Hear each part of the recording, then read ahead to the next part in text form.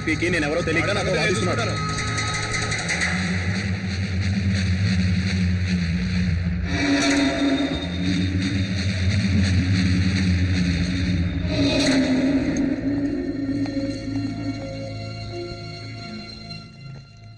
ఏమైంది?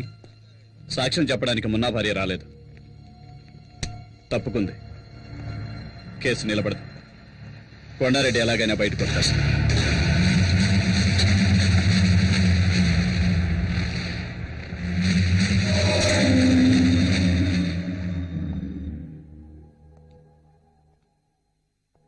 చూడు శక్తి, నువ్వు గనక ఎస్ఐ అయితే పోలీస్ డిపార్ట్మెంట్ మొత్తం నీ వెనకే ఉంటుంది. నువ్వు అనుకున్నవన్నీ సాధించవచ్చు, కానీ అంతవరకు నీకు కావాల్సింది సేఫ్టీ ప్లేస్. అది ఈ ఊళ్ళో దొరుకుతుందన్న నమ్మకం నాకు లేదు. అందుకని నీ చెప్పేది ఏంటంటే కొన్నాళ్ళ వరకు ఈ ఊరు వదిలేసి రాజమండ్రి వెళ్ళిపో. ఏంటి ఆలోచిస్తున్నావు? మీ నాన్న అభిప్రాయం కూడా ఇదే. రమేష్ గారికి పెళ్లి చూపులు జరిగాయి. వీడు మోహన్ చూసి వాళ్ళు ఊరిల్లేక ఉత్తరం రాస్తున్నారు. వీడి టెన్షన్ అయిపోయాడు. ఏ ఆ అమ్మాయిది పక్కిల్లే కదా. వీడు నచ్చలేదని ఎంత నాజుగ్గా చెప్పారో చూడు. సరే అది వదిలే, వీడి గురించి ఇంకో మ్యాటర్ చెప్తాను విను. శక్తి, దివ్యరా?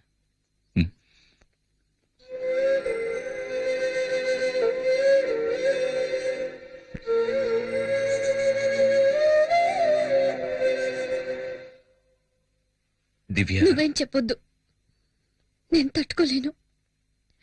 నీ నిర్ణయం తెలుసుకోవడానికో నిన్ను ప్రశ్నించడానికో నేను రాలేదు. నువ్వెక్కడికి వచ్చావని తెలిసింది, చూడాలనిపించింది.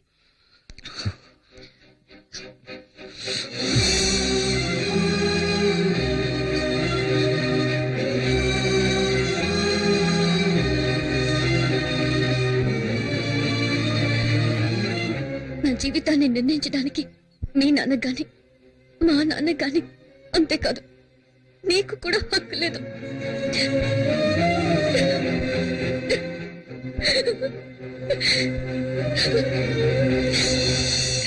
దివ్య, దివ్య ఏడుస్తూ వెళ్తుంది. దివ్య ఏడుస్తూ వెళ్తుందిరా, పిలవరా. వద్దురా, వెళ్ళనివ్వు. ఇప్పుడు తనని నేను ఓదార్చానంటే ఆ తరువాత జీవితాంతం తను ఏడవడానికి నేనే కారణం అవుతాను. నా జీవితం అంతా నన్ను కాదని జరుగుతుంది. ఇది కూడా అంతే. నేను తన మంచికి ఆలోచించానని ఏదో ఒకరోజు అర్థం చేసుకుంటుంది. ఆ రోజు నన్ను క్షమిస్తుంది.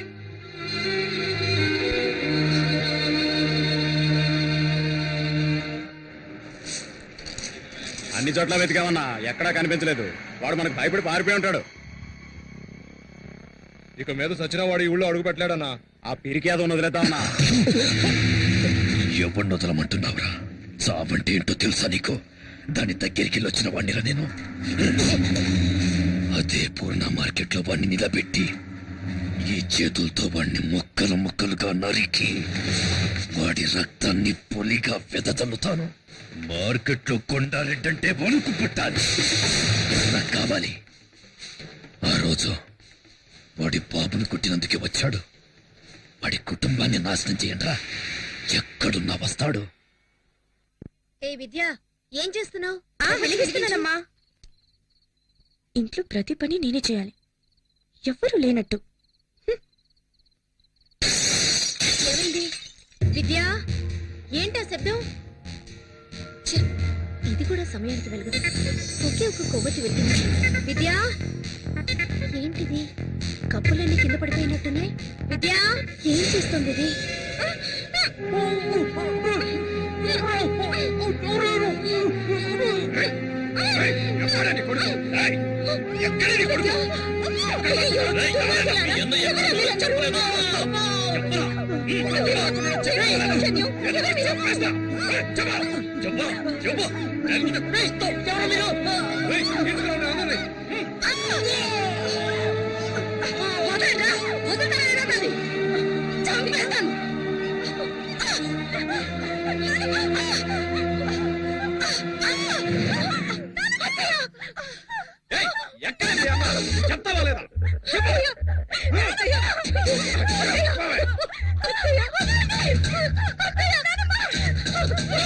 రేపట్లోగా మీ అన్న రాలేదో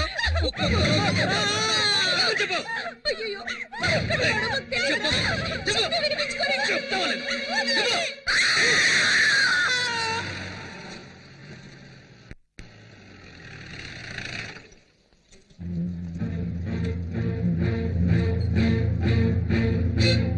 చూసారా జనార్దన్, నేను చెప్పాను కదా ఈ ఊళ్ళో పోలీస్ కుటుంబాలకే సేఫ్టీ లేదు. కొండారెడ్డి మీద చట్ట ప్రకారం యాక్షన్ తీసుకోవాలి సార్. ఏం యాక్షన్ తీసుకోగలం? కొండారెడ్డిని ఎదిరించి ఎవరు ఏం చేయలేరు జనార్దన్. ఇన్స్పెక్టర్ కూడా ఊళ్ళో లేరు. ఈ టైంలో మన ఇష్టానికి మనం ఎలాంటి యాక్షన్ తీసుకోలేం. దయచేసి నేను చెప్పేది అర్థం చేసుకోండి. కొండారెడ్డి చెప్పాడంటే చేస్తాడు. ఒక్క శక్తి కోసం మీ కుటుంబం మొత్తాన్ని బలి చేసుకోకండి సార్. శక్తి ఎక్కడున్నా ఫోన్ చేసి పిలిపించండి. కొండారెడ్డి కాళ్ళు చేతిలో పట్టుకుని క్షమాపణ అడిగితే సమస్యలన్నీ తీరిపోతాయి. జనార్దన్,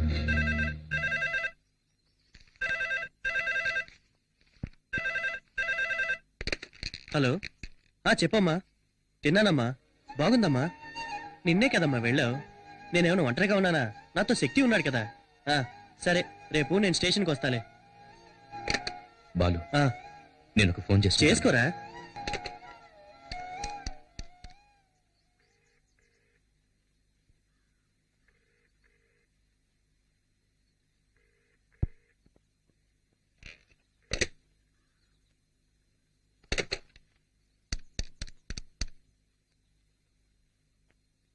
హలో సార్, నేను జనార్దన్ గారి అబ్బాయి శక్తిని మాట్లాడుతున్నాను. నానున్నారా? శక్తి ఎక్కడుంది?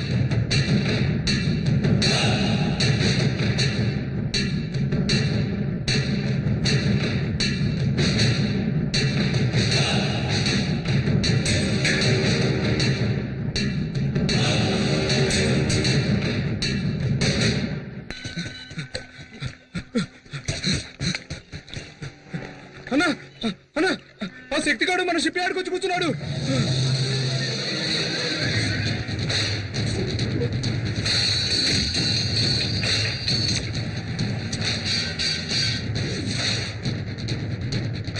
ఏంటమ్మా అనేది? నాన్న ఒకడు నడి రోడ్లు అన్యాయంగా కొడుతూ ఉంటే నన్ను చూస్తూ ఊరుకోమన్నారు.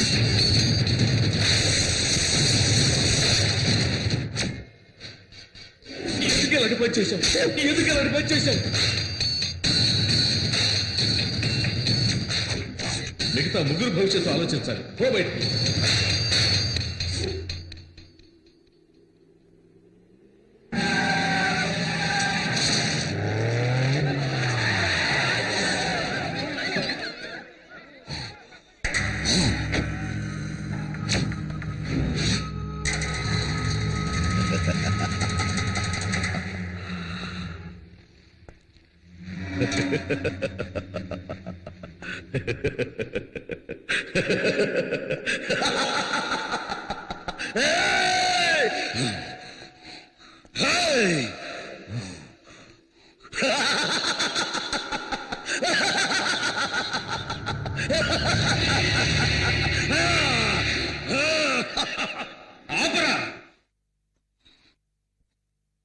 చావడానికి వచ్చాను.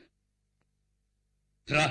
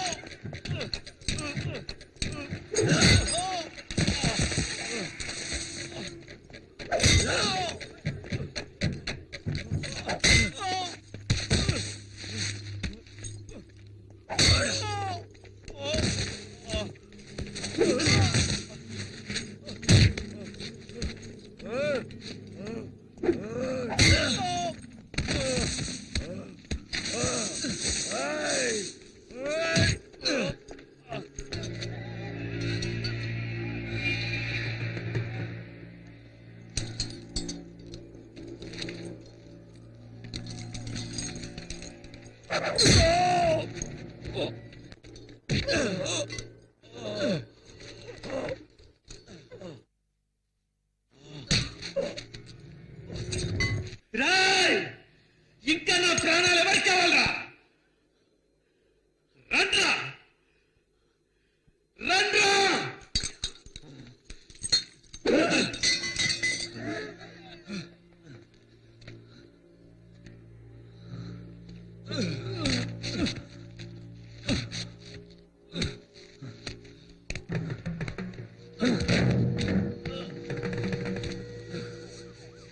ఇంకా ఎవరికి కావాలరా నా ప్రాణాలు? రండ్రా.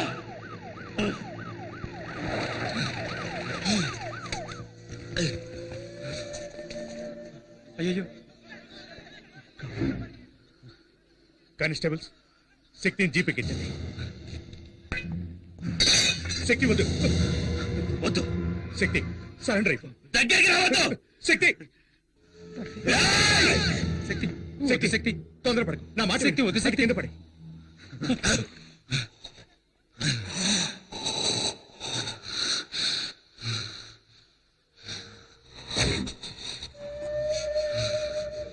వాడు బతికాడండి, మీ కుటుంబాన్ని లేపేస్తాడు.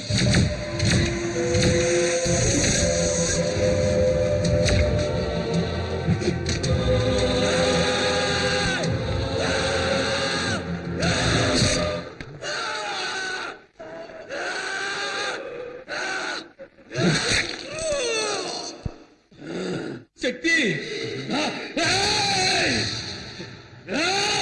కింద పడి. శక్తి కింద పడి. శక్తి నేను చెప్తున్నాను రా, వద్దు. కింద పడేరా, కింద పడేరా, కింద పడే.